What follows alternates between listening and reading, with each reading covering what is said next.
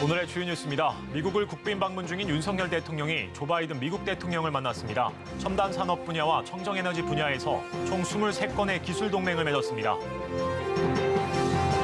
전세 사기 피해를 막기 위해 정부가 대책을 내놨습니다. 경매 우선 매수권, 대출 등을 통해 전세 피해자를 지원한다는 계획입니다. SG증권에서 매물이 쏟아지며 증권시장의 하락 사태가 심화하고 있습니다. 조직적인 주가 조작 의혹이 커지는 가운데 서울경제TV가 단독 입수한 내용 이슈플러스에서 짚어보겠습니다. 타이어가 노면 정보를 무인차에 전달하는 미래 모빌리티 시대가 열릴 전망입니다. 타이어 업계의 신기술 개발 경쟁을 알아봅니다.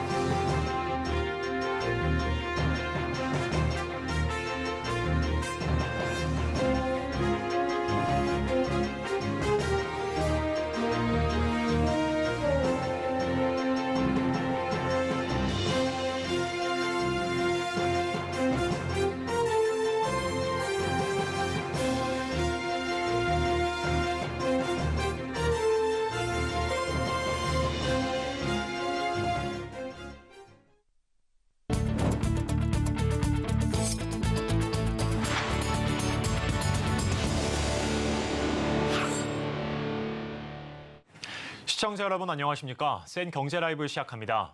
미국을 국빈 방문 중인 윤석열 대통령이 현지 시간 26일 조 바이든 미국 대통령과 정상회담을 가졌습니다. 안보 동맹을 넘어 기술 동맹을 굳건히 했는데요. 김효진 기자가 보도합니다.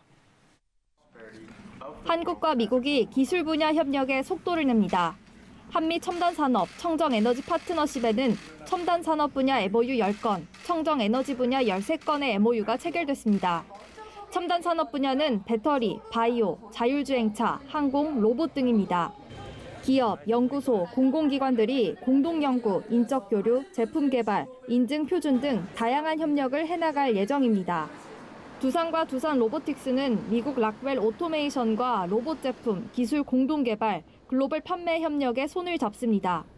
청정 에너지 분야는 석유, 가스 등 전통적인 에너지 분야에서 소형 모듈 원전, 수소, 암모니아, 핵심 광물 등 분야로 협력을 확대합니다.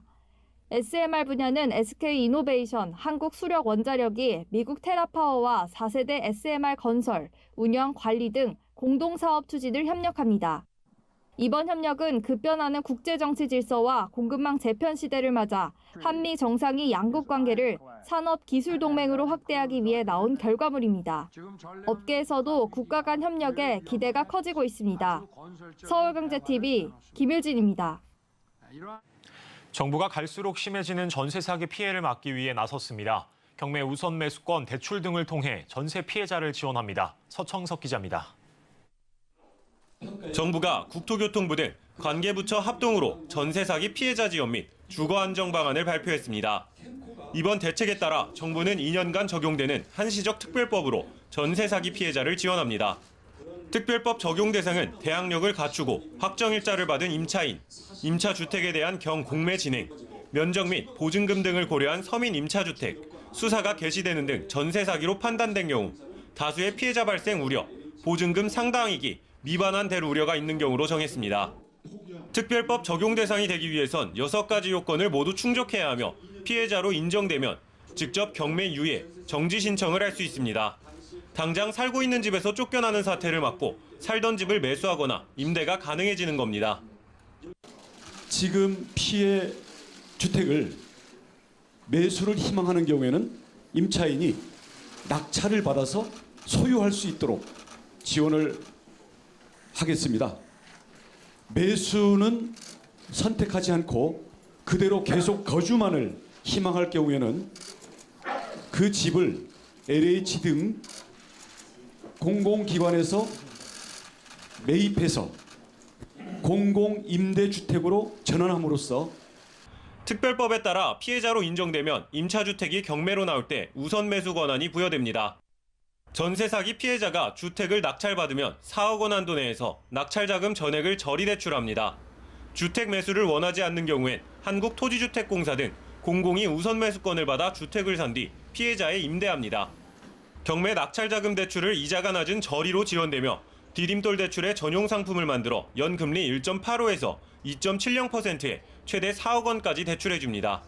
만기는 최장 30년이며 통상 1년인 거치 기간은 3년으로 연장합니다. LH 매입 임대는 2년 단위로 계약을 갱신해 최대 20년까지 거주할 수 있으며 임대료는 시세의 30에서 50% 수준입니다. LH가 임차주택을 매입하지 못한 피해자에게는 인근 지역의 유사 공공임대주택에 입주할 수 있는 자격을 줍니다.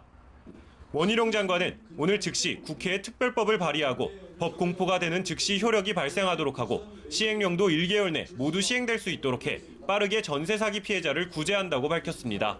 서울경제TV 서청석입니다.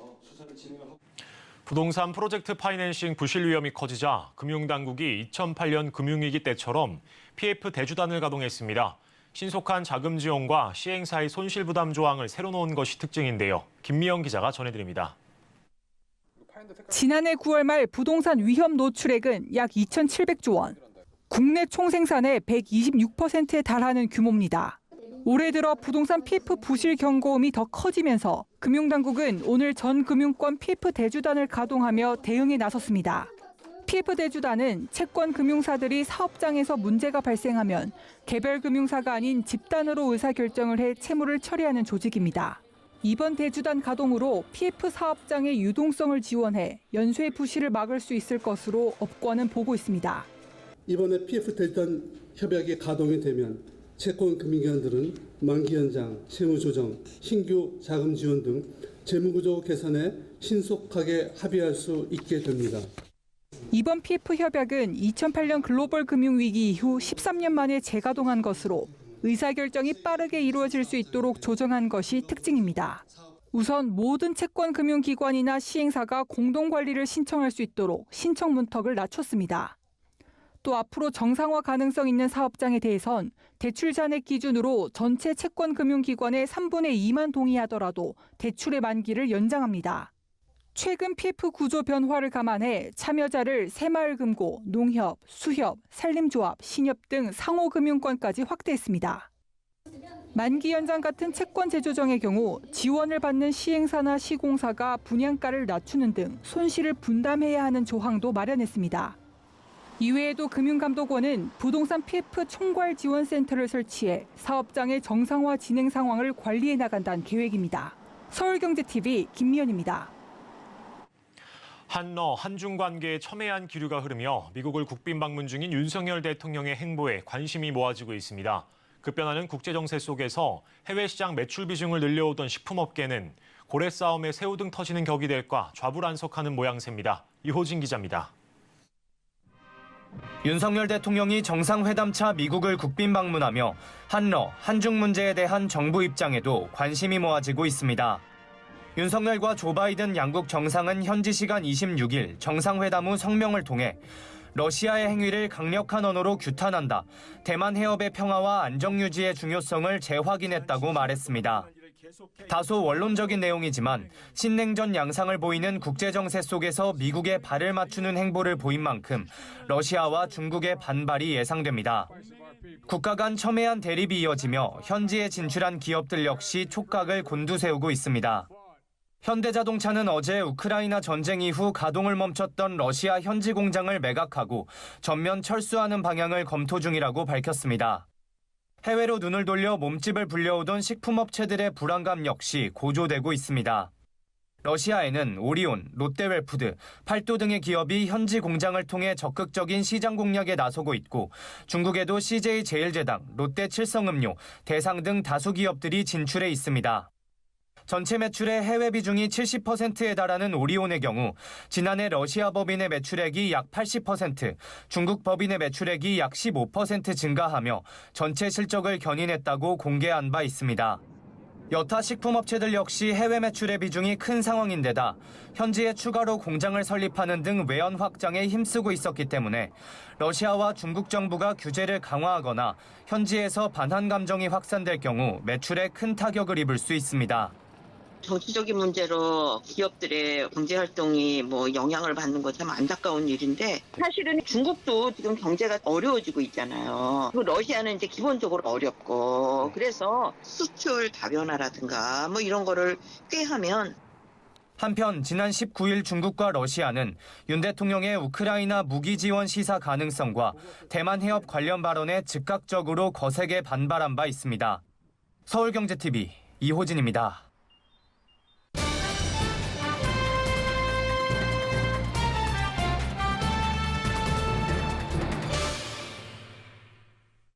외국계 증권사 소시에테 제네랄 매물로 무더기 하한가가 오늘도 이어지고 있습니다. 증권시장의 파장이 커지고 있는 가운데 주식회사 H를 통해 조직적인 주가 조작이 있었다는 의혹이 커지고 있죠. 서울경제TV는 이들이 어떤 방식으로 금융당국의 법망을 피해갔고 자금을 이동시켰는지 또한 수익 배분은 어떻게 이루어졌는지 구체적 정황을 찾아냈습니다. 그리고 이들은 이번 사태가 일어나기 전에 이미 인지하고 있었다는 사실도 확인했는데요. 증권부 서정덕 기자와 자세히 알아보겠습니다. 안녕하십니까? 예, 안녕하십니까? 네, 일단 이 사건 취재 과정부터 간략히 설명해 주시죠. 예, 오늘 일단 증권시장만 살펴봐도 SG증권을 통해서 매물이 폭탄으로 지금 출회가 됐고요. 네. 세 종목, 대성홀딩스, 선광, 서울가스 등은 개장과 동시에 하한가로 직행하기도 했고요. 하한가로 마감을 하기도 했습니다.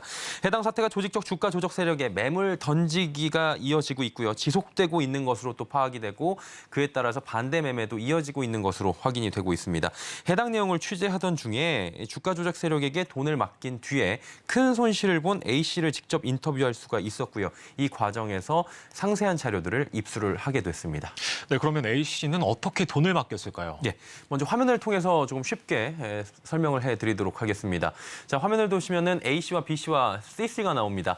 A와 B는 친구 사이고요. B가 A를 C에게 소개시켜 준 겁니다. 그렇다면 B와 C는 어떤 사이냐? 지인 사이고요. 전 직장 동료라고 하더라고요. B 씨도 C 씨에게 큰 돈을 맡긴 상황이고 그래서 소개받은 A 씨는 H사의 영업책으로 추정되는 C 씨에게 B 씨에게 소개받은 C 씨죠. 2억 원을 맡기게 됐다. 고액을 맡기게 됐다. 이렇게 이야기를 전해 들었습니다.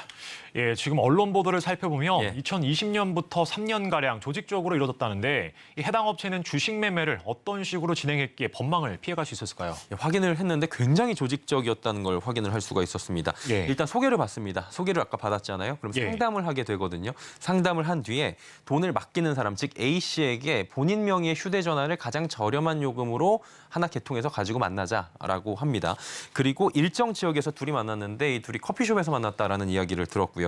그 자리에서 앞에서 증권 계좌를 개설을 하고요. 공인인증서를 함께 설치를 한 뒤에 그 휴대전화를 C 씨가 가져가게 되는 거죠. 수거해 가게 된 거고요. 그 휴대전화에 설치된 증권사의 MTS를 통해서 C 씨가 A 씨의 계좌를 직접 관리를 하게 되는 겁니다. 대리로 관리를 한 건데 이 과정에서 굉장히 치밀한 게 뭐냐면요. 예. A 씨가 거주하는 지역이 만일에 상암동이라고 한다면 상암동 인근에서만 매매를 하는 치밀함을 보입니다. 왜냐하면 수사당국의 이런 법망을 피해가기 위해서 그 지역에서만 실제로 매매를 했다고 하고요. 연락은 텔레그램 메신저를 통해서만 진행이 됐고요. 대화 내용은 수시로 삭제가 되면서 증거를 인멸을 했다고 합니다. 근데 장소까지 컨택할 정도로 정말 치밀한 것 예. 같은데 실제 수익은 발생했을까요? 굉장히 궁금하시죠? 예. 그 부분을 직접 가지고 왔는데요. 함께 화면을 보면서 또 설명을 해드리도록 하겠습니다. 보시면 12월 16일부터 3월 10일입니다. 원금이 2억 원이고요. 예수금이 2억 9,300만 원이 넘어갑니다. 수익이 무려 3개월 사이에 9,396만 6천 원입니다. 여기서 9,200만 원을 출금을 했고요. 저기 T라는 게 보이죠? 예. T가 이제 수익률 배분입니다. 절반을 수익금의 절반을 저쪽으로 이제 어떠한 인센티브 명목으로 제시를 한 부분이 절반인 것 같은데요. 입금을 해야 되는 그런 상황인 겁니다. 그래서 출금 예정입니다 하게 된 거고요. 출금을 하게 되면 이제 본인의 명의에 된 계좌로 받게 되거든요. 그 계좌를 받아서 이제 그 입금 받은 금액을 4,600만 원을 다시 돌려주는 그런 형태인데 이 과정을 다음 화면을 한번 보시겠습니다. 예. 특이하죠. 9,200만 원을 받았는데 4,600만 원을 1,000만 원, 1,000만 원, 1,000만 원, 1,000만 원, 600만 원으로 나눴습니다. 그런데 저희가 지금 블러 처리를 해놨지만 짐이라는 게 있어요. 헬스장 이용권으로 2,000만 원을 1,000만 원씩 나눠서 두 번에 입금을 했고요. 또 이제 상혁이라고 돼 있는데 저게 아마 상품권 업체로 알고 있어요. 그래서 1,000만 원씩 상품권 업체로 또 이동을 시켰고요. 그리고 뷰티 업체를 또 600만 원을 입금을 해서 4,600만 원을 각자의 계좌에 세탁을 해서 넘겼는데 이게 돈을 세탁하는 방법으로 현재 지금 파악이 되고 있습니다.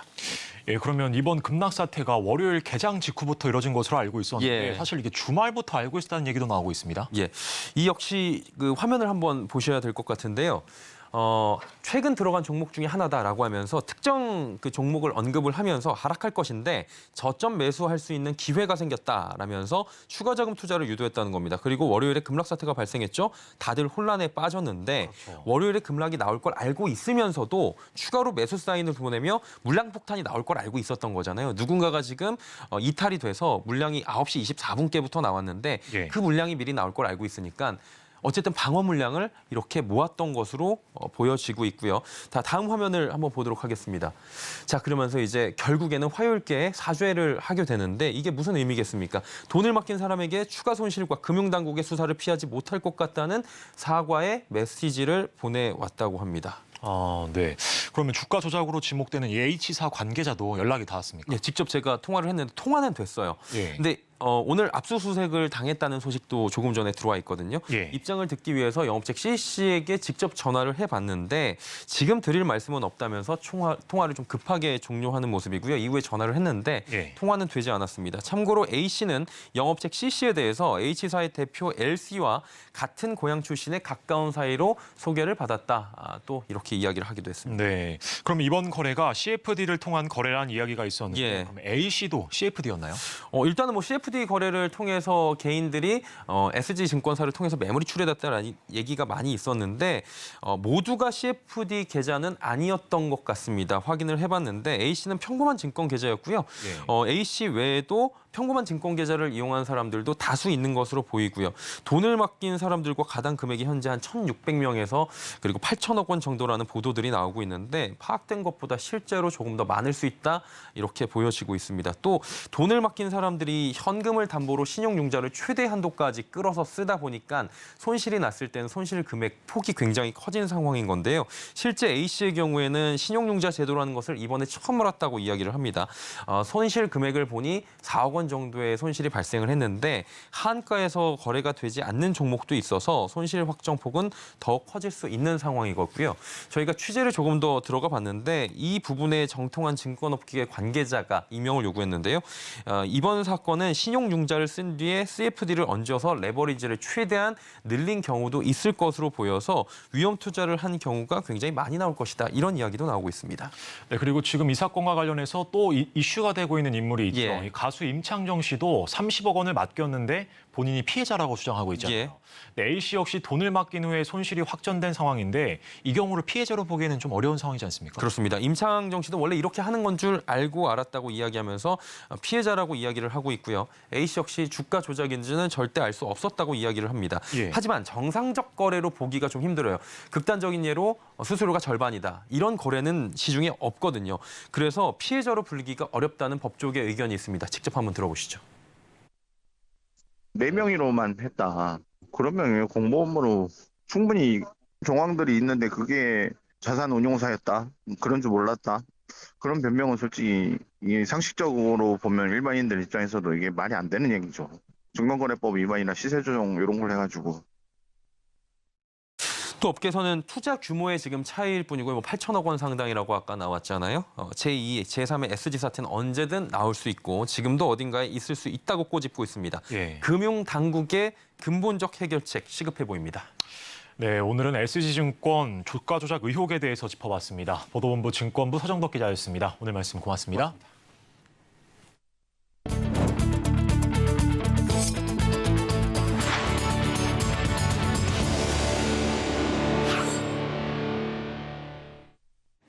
무인 자동차 시대가 성큼 다가오고 있습니다. 타이어 업계에서도 타이어에 센서를 적용해 도로 정보를 수집하고 운행을 지원하는 기술 개발에 나서고 있는데요. 미래 모빌리티 시대엔 타이어도 더욱 똑똑해질 전망입니다. 박세아 기자입니다. 무인 차량이 유턴 도로를 만나자 회전 없이 방향을 틉니다. 차체는 진행 방향을 유지한 채 바퀴 회전만으로 유턴한 겁니다. 한국타이어가 개발 중인 미래형 타이어입니다. 한국타이어가 디지털 역량을 강화하기 위해 스타트업 3세컨즈의 자율주행 기술 부문을 인수했습니다. 운전자가 없어도 타이어에서 보내오는 차선 정보 등을 통해 운행을 돕는 겁니다. 이처럼 타이어 업계가 미래 모빌리티 시대를 대비해 신기술 투자에 속도를 내고 있습니다. 금호타이어는 타이어 내부에 센서 모듈을 장착해 공기압, 온도, 가속도 등 타이어 상태를 실시간으로 운전자에게 알려주는 모니터링 기술을 구축했습니다. 순천교통과 협업해 순천 지역 내 시내버스를 대상으로 올 하반기 상용화한다는 계획입니다. 스마트 타이어 연구 개발을 통해 운행 비용을 절감하고 승객과 운전자의 안전성을 향상시킬 것으로 기대됩니다.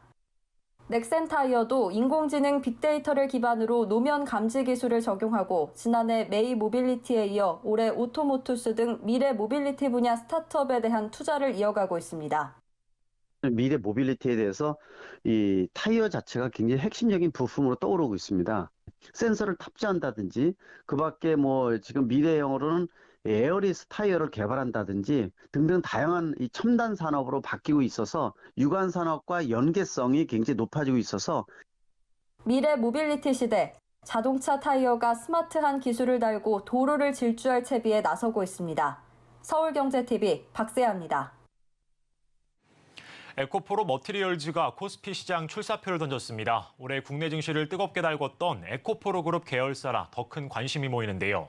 한동안 찾아볼 수 없던 조단위급 대여 등판에 코스피 IPO 시장에도 온기가 감돌 것이란 전망입니다. 김혜영 기자입니다. 에코프로 머티리얼즈가 한국거래소에 상장 예비심사 신청서를 제출합니다. 큰 변수가 없다면 오는 7월에서 8월 증시에 입성할 전망입니다. 작년 10월 바이오노트 이후 끊긴 코스피 IPO 포문을 여는 겁니다. 지난해 연말 이후 대여급 IPO 종목들은 자취를 감췄습니다. 증시 부진에 몸값을 제대로 평가받을 수 없다는 이유로 코스피 시장을 노크했던 컬리와 K뱅크 등이 줄줄이 상장을 연기했습니다. 그러나 에코프로 머티리얼즈 등판에 코스피 IPO 시장에도 온기가 돌 것이란 전망입니다. 에코프로 머티리얼즈의 몸값은 3조 원으로 추정됩니다. 최대 주주는 최근 2차 전지 열풍의 주역인 에코프로로 시장의 관심이 뜨거운 상황입니다. 에코프로 머티리얼즈는 2차 전지용 하이니켈 양극재 핵심 소재 중 하나인 하이니켈 전구체 제조사입니다. 또한 그룹사인 에코프로 BM이 산자부가 160억 원을 지원하는 LFP 전지 개발 사업에 선정됐다는 소식도 호재입니다. 이와 함께 몸값 1조 원대의 유정용 강관 제조사인 넥스틸도 코스피 입성에 박차를 가하고 있습니다. 상반기가 중소형주 위주의 IPO 시장이었다면 하반기는 조단위급 대여들의 움직임이 감지되는 모습입니다. 한편 대여급 IPO 시장 왜곡의 주범으로 지목됐던 뻥튀기 청약이 원천 봉쇄된다는 점도 긍정적입니다. 오는 7월부터 IPO 주관사가 기간의 주금 납입 능력을 확인하고 이에 따라 배정에 나선다는 방침입니다. 서울경제TV 김혜영입니다. 경남 사천시는 고려시대 성군으로 불리는 현종이 유년 시절을 보낸 곳으로 알려져 있습니다. 사천시가 이러한 현종과 사천 간의 각별한 관계를 특색 있는 콘텐츠로 풀어낸 지역 축제를 마련했다고 하는데요. 이은상 기자가 축제 준비 현장을 다녀왔습니다. 사천 와룡문화제 개최를 하루 앞둔 사천시청 앞 광장. 축제 행사장 꾸미기로 분주합니다. 사천시를 상징하는 용을 비롯해 석탑과 연등 저작거리 등 고려시대를 상징하는 조형물들이 눈에 띕니다. 사천시가 고려시대 성군으로 알려진 현종의 업적을 기리고 그와 사천 간의 각별한 관계를 조명하기 위해 축제를 마련한 겁니다. 고려 현종은 조선시대의 세종대왕과 맞먹는 성군으로 알려져 있습니다. 그래서 이번에 와룡문화제는 풍태지향 사천 또 고려 현종의 역사성을 좀 살리려고 노력. 고려 현종은 귀주 대첩 등 거란의 침입을 극복한 성군으로 알려져 있는데 그는 왕이 되기 전 사천에서 유년 시절을 보낸 걸로 알려져 있습니다. 그 당시 현종이 머물렀던 한 마을에는 사천에서 유배 생활을 했던 그의 아버지 왕후가의 애틋한 부자 상봉 장면이 벽화에 담겨 있습니다. 사천시는 우주항공청 유치를 통해 성장 동력을 마련하고 한려해상의 관광 자원을 적극 활용해 남부권을 대표하는 관광 도시로 성장한다는 계획입니다. 사천시의 사주천인이라는 역사성과 우주항공청 대청을 통해 우주항공 특별시 도약의 미래 비전을 보여주는 뜻깊은 행사입니다. 앞으로도 특색 있는 콘텐츠 개발로 오는 28일부터 30일까지 와룡 고려 현종을 품따를 주제로 열리는 이번 축제에서는 고려시대를 재현한 백안해와 연등회, 어가 행렬 등 특색 있는 볼거리가 펼쳐질 예정입니다. 서울경제TV 영남 이은상입니다.